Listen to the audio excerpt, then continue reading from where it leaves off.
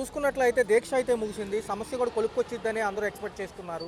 28 కూడా కార్యాచరణ ఉంటుంది. ఈ లోపల చంద్రబాబు నాయుడు దగ్గరికి వెళ్ళబోతుంది ఈ అంశము.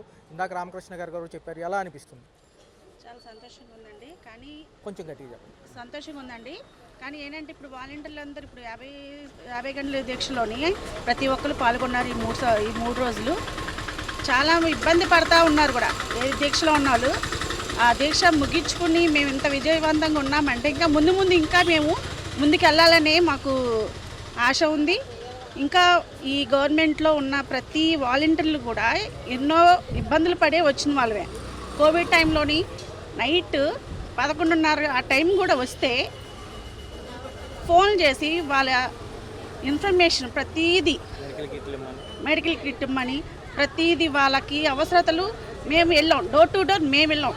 ఏ టైం అయినా మిడ్నైట్ అయినా ఆ టైంలో మమ్మల్ని గుర్తించి ప్రజలు ఇప్పుడు కూడా మేము కావాలనే కోరుకుంటున్నారు. మరి ప్రతి టైంలో చూసుకున్నట్లయితే బకాయిల గురించి ఏమంటారు? గతంలో ఏదైతే ఈ బకాయిలు ఉన్నాయో మొన్నటి వరకు చూసుకుంటే 7 నెలల పైచిలికారు. ఎలా అనిపిస్తుంది? వీటి గురించి కూడా ఏదన్నా ఇన్ఫర్మేషన్ వస్తుందని ఆలోచిస్తారు ఇదే ప్రక్రియలో ఏదైతే ఉందో? ప్రక్రియలో అంటే మాకు కంపల్సరీగా రావాలండి. పైనుంచి మాత్రం మాకు ఆన్సర్ అయితే కావాల్సిందే. ఈ 6 నెలలు మాకు బకాయి ఇవ్వలేదు, కంపల్సరీ చెల్లించాలి. మీరు అప్పుడు గవర్నమెంట్లో ఉన్నప్పుడు మీరు మాకు ఎలాగ హామీలు ఇచ్చారో ఈ 6 నెలలు మాది పూర్తిగా మాకు హామీ ఇచ్చినట్టుగా మీరు నిర్వర్తించుకుంటే మీకు బాగుంటుంది, మాకు బాగుంటుంది. మేము ఇంకా ముందుకి మేము ప్రతి ఒక్క పార్టీకి మేము వర్క్ చేయట్లేదండి. ఏదున్నా సరే మా వర్క్ మేము చేసుకుంటూ పోతాము. ప్రతి ప్రజల కోసం మేము ఉన్నామండి. ప్రజలు మమ్మల్ని కోరుకుంటున్నారు. ఫీడ్బ్యాక్ తీసుకోండి. ఖచ్చితంగా చంద్రబాబు నాయుడు గారు కానివ్వండి, ఉప ముఖ్యమంత్రి గారు ఏదైనా రెస్పాన్స్ ఇస్తారని ఆశిస్తున్నారా? కనీసం ఈ వ్యాఖ్యలు అనేవి రేపు చేరబోతున్నాయి కాబట్టి ఇమీడియట్గా స్కిల్ డెవలప్మెంట్ కానివ్వండి, ఇటుపక్క బకాయిలు చెల్లించి మీకు మళ్ళీ ఉద్యోగ భద్రత వస్తుందని ఎక్స్పెక్ట్ చేస్తున్నారు. ఖచ్చితంగా ఎక్స్పెక్ట్ అంటే మేము చేసుకుంటున్నామండి. కంపల్సరీగా ఇవ్వాల్సిందే. ఎందుకంటే చంద్రబాబు గారు కూడా హామీ ఇచ్చారు. డిప్యూటీ సీఎం పవన్ కళ్యాణ్ గారికి ఇచ్చారు. 5,000 ఏం సరిపోతాయి అమ్మ, అక్క చెల్లు అమ్మ అందరికీ మీరు అంత హామీ ఇచ్చారు కదా.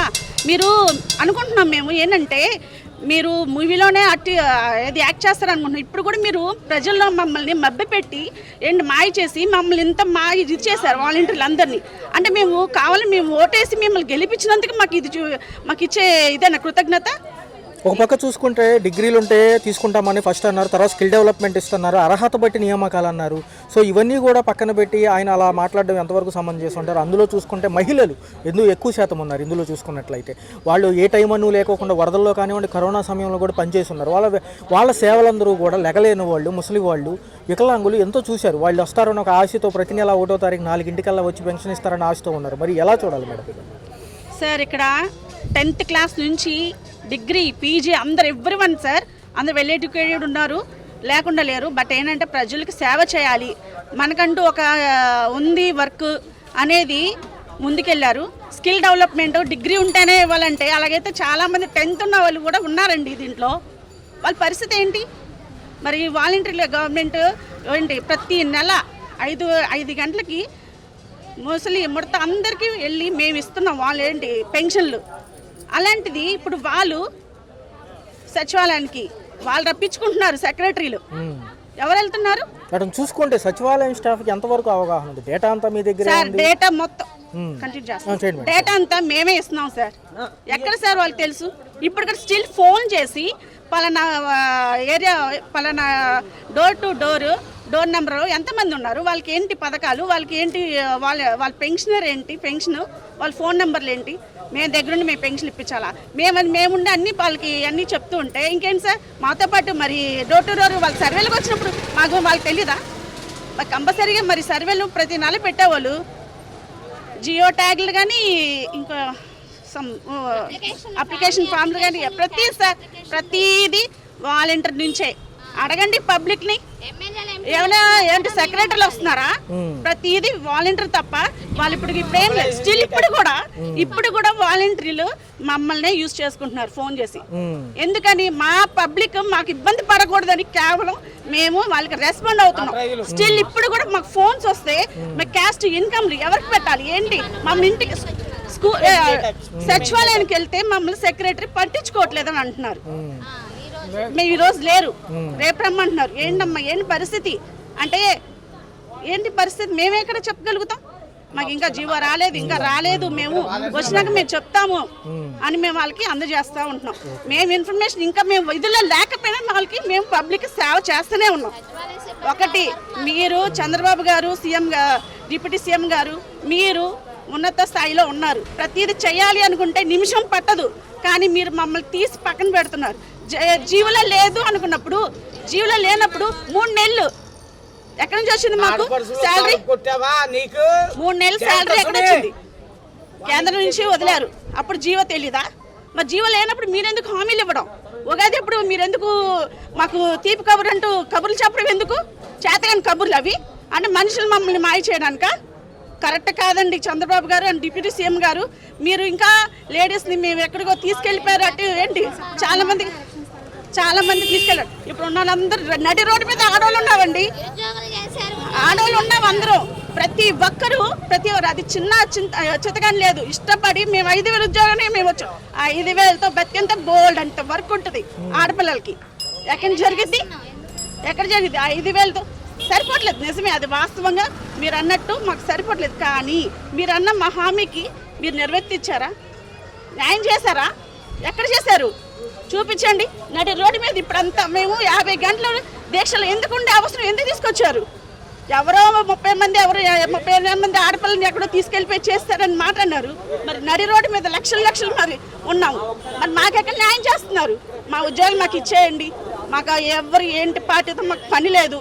మాకు ఎవరు వచ్చినా మేము నిశ్చయంగా మేము హ్యాపీగా చేసుకుంటాం. మా ఉద్యోగం మాకు ఇవ్వండి, మా బకాయిలు చెల్లించండి. మీరు 10,000 ఇస్తానని ఆ 10,000 కూడా మాకు హామీ ఇచ్చినట్టు మాకు ఇస్తారని ఆశిస్తున్నాము. Thank you. అంటే దీక్ష 50 గంటలు పూర్తి కాబోతుంది. ఎలా ఉంది సార్? ఏమన్నా చర్చలకు ఆహ్వానం వచ్చిందా? తదుపరి కార్యాచరణ ఎలా ఉండబోతుంది? చర్చలకు ఎలాంటి ఆహ్వానం లేదు. మా ప్రయత్నం మేము చేస్తూ ఉన్నాము. ప్రభుత్వం మాత్రం మొండి వైఖరితో వ్యవహరిస్తూ ఉంది. ఇంతవరకు ముఖ్యమంత్రి గారు ఆయన 100 మాగదులతో మాట్లాడిస్తున్నాడు తప్ప ముఖ్యమంత్రి హోదాలో ఉన్నటువంటి చంద్రబాబు నాయుడు గారు అధికారికంగా ప్రకటన చేయలేదు. అందుకనే మా ఆందోళన కొనసాగుతూ ఉంది. నిజంగా చంద్రబాబు నాయుడు గారు మాట్లాడిన మాటలకు కట్టుబడి ఉంటే లేదా కట్టుబడి ఉండకపోతే అది ఒక చీఫ్ మినిస్టర్ స్థాయిలో బహిరంగంగా ప్రకటించాల్సినట్టు అవసరం ఉంది. దాని తర్వాత వాళ్ళ భవిష్యత్తు వారు ఎలా పోరాటం చేయాలి, ఎలా సాధించుకోవాలని తేల్చుకుంటారు. అట్లా కాకుండా ఒకసారి డోలా బాల వీరాంజనేయులు గారిని, ఇంకోసారి నిమ్మల కృష్ణమనాయుడు గారిని, మరొకసారి ఇంకొక మినిస్టర్ను, ఇంకోసారి డిప్యూటీ సీఎం గారిని, నిలకడలేనటువంటి డిప్యూటీ సీఎం గారిని ఇలా మాట్లాడించడం ద్వారా దానివల్ల ప్రయోజనం లేదు.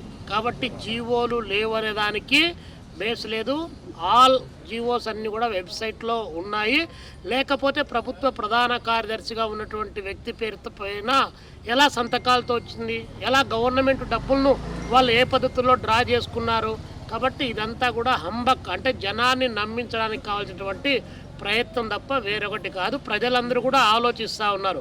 గవర్నమెంట్ జీవో లేకుండా 2,60,000 మంది ప్రతి నెల 5,000 రూపాయలు జీతాన్ని తీసుకుంటున్నారంటే మరి ప్రభుత్వము ఇప్పుడు ఉన్నట్ట లేనట్ట? ఒకవేళ అట్లా 2,60,000 5 సంవత్సరాలు ఈ 2,60,000 మంది తీసుకున్నారు కదా, మరి దానికి బాధ్యులైన వారిని, ప్రభుత్వాన్ని మోసం చేసింటే వారిని జైల్లో ఉంచవచ్చు కదా.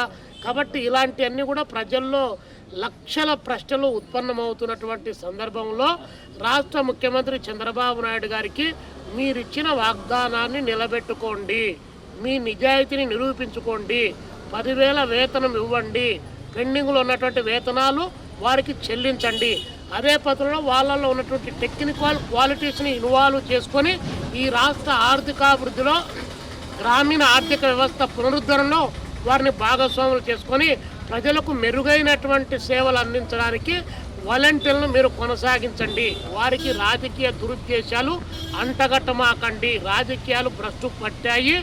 ఎవడు ఎప్పుడు ఏ పార్టీలో ఉంటాడో, ఎవడు ఏ బీఫామ్ పైన గెలుస్తూ ఉన్నాడో, ఎవడు ఏ గంటలో పార్టీ మారితే ఎంపీ సీట్లు వస్తూ ఉన్నాయో, జగమెరిగిన బ్రాహ్మణునికి జెండమేళ అనేటువంటి పద్ధతిలో అందరికీ తెలిసినటువంటి విషయమే.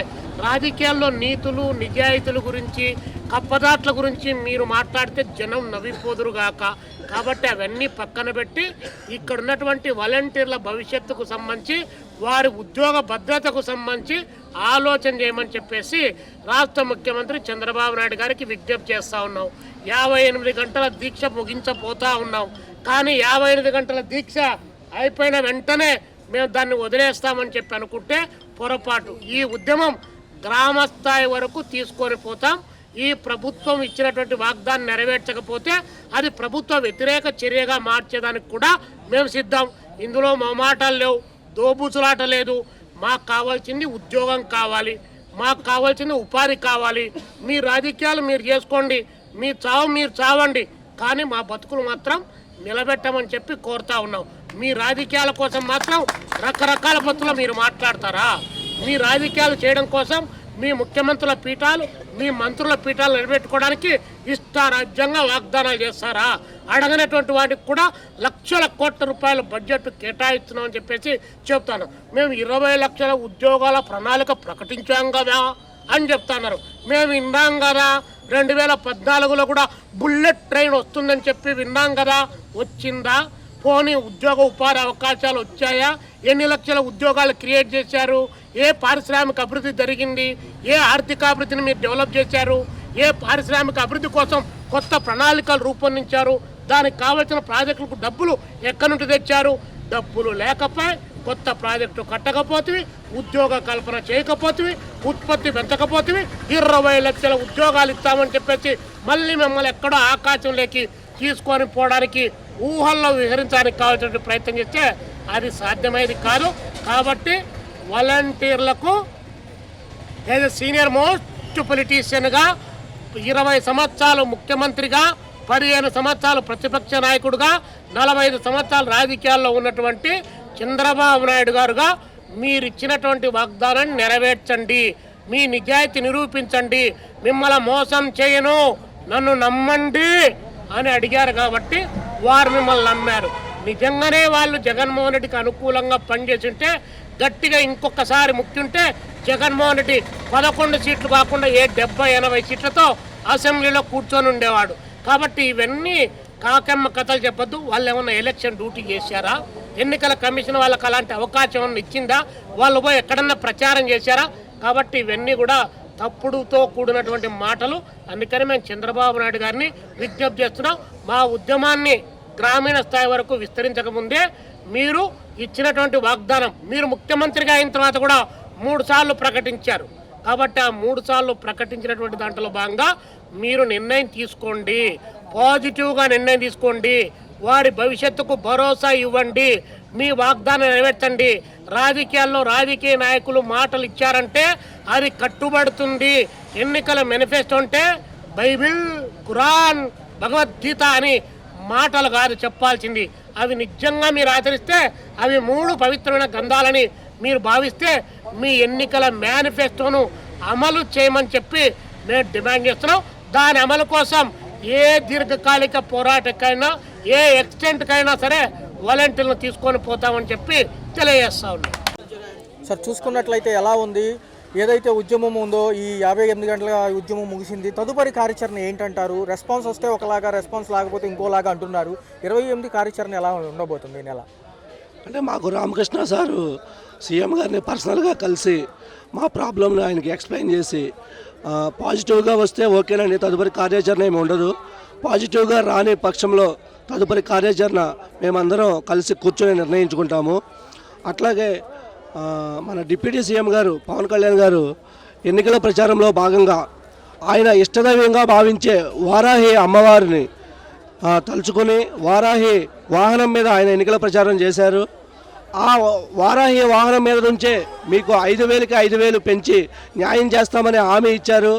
మరి మీరు ఇష్టదైవంగా కొలిచే వారాహి అమ్మవారి సాక్షిగా వారాహి వాహనం మీదే మాకు హామీ ఇచ్చారు. కాబట్టి ఆ అమ్మవారి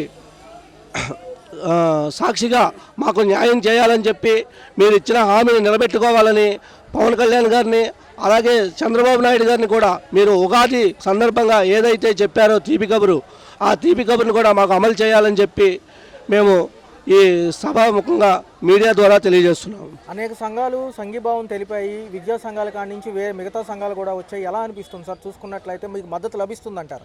మాకు మద్దతు సంపూర్ణంగా లభిస్తుందండి. మాకు రోజు రోజుకి మద్దతు ఇచ్చే సంఘాలు పెరుగుతున్నాయి. అందుకు మేము చాలా హ్యాపీగా ఫీల్ అవుతున్నాము. మేము స్టార్ట్ చేసినప్పుడు ఓన్లీ వాలంటీర్స్మే అనుకున్నాము.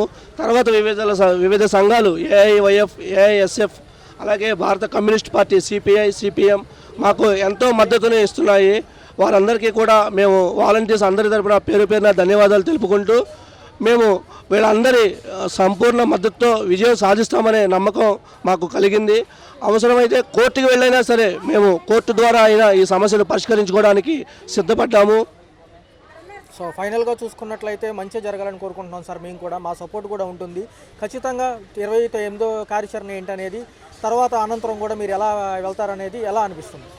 మేము 28వ తారీఖు కార్యాచరణ అనేది మన విజయవాడలో ఉన్న 3 నియోజకవర్గాలు కలిసి మొత్తం విజయవాడ వాలంటీర్స్ అందరూ కూడా కలిసి కూర్చొని నిర్ణయించుకుని తదుపరి కార్యాచరణ ఏంటనేది మా ఏఐవైఎఫ్ లంకా గోవిందరాజులు గారితో చర్చించి నిర్ణయం తీసుకుంటామని తెలియజేస్తున్నాం.